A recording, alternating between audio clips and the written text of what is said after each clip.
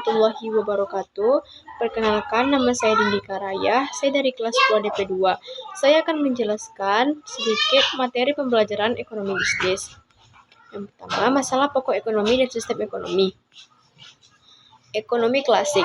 3 masalah pokok ekonomi klasik yaitu produksi, distribusi, dan konsumsi.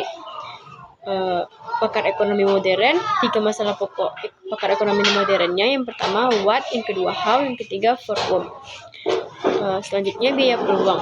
Biaya peluang yaitu biaya yang timbul akibat memilih sebuah peluang terbaik dari beberapa alternatif yang tersedia. Selanjutnya sistem ekonomi. Sistem ekonomi terbagi menjadi 5, yaitu sistem ekonomi tradisional, sistem ekonomi liberal, sistem ekonomi komando, sistem ekonomi campuran, dan sistem ekonomi Pancasila. Materi selanjutnya yaitu kelangkaan. Kelangkaan yaitu kondisi persediaan sumber daya untuk memenuhi kebutuhan manusia yang relatif sementara, kebutuhan manusia yang tidak terbatas. Materi selanjutnya perilaku konsumen dan produsen. Pengertian konsumsi ataupun konsumsi yaitu menghabiskan nilai guna suatu barang atau jasa baik secara langsung ataupun bertahap.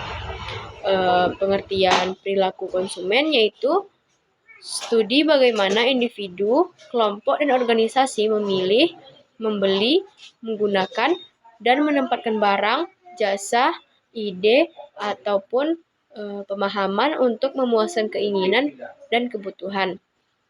Selanjutnya, teori perilaku konsumen.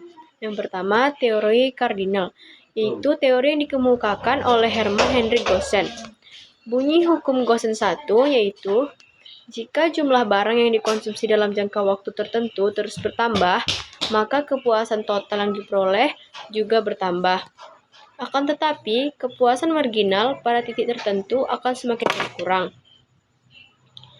Bahkan, jika konsumsi terus dilakukan, pada akhirnya tambahan kepuasan yang diperoleh akan menjadi negatif dan kepuasan yang semakin berkurang. Selanjutnya, hukum Goosen 2. Hukum Goosen 2 merupakan penyempurnaan hukum Goosen 1. Hal ini karena pada hukum Goosen 1 dikatakan bahwa manusia akan berusaha memenuhi satu jenis kebutuhan saja secara terus-menerus.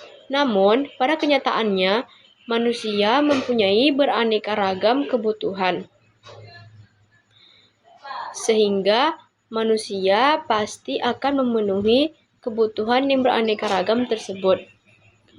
Bunyi hukum Goosen 2 yaitu manusia akan berusaha memenuhi bermacam-macam kebutuhan sampai pada tingkat intensitas yang sama.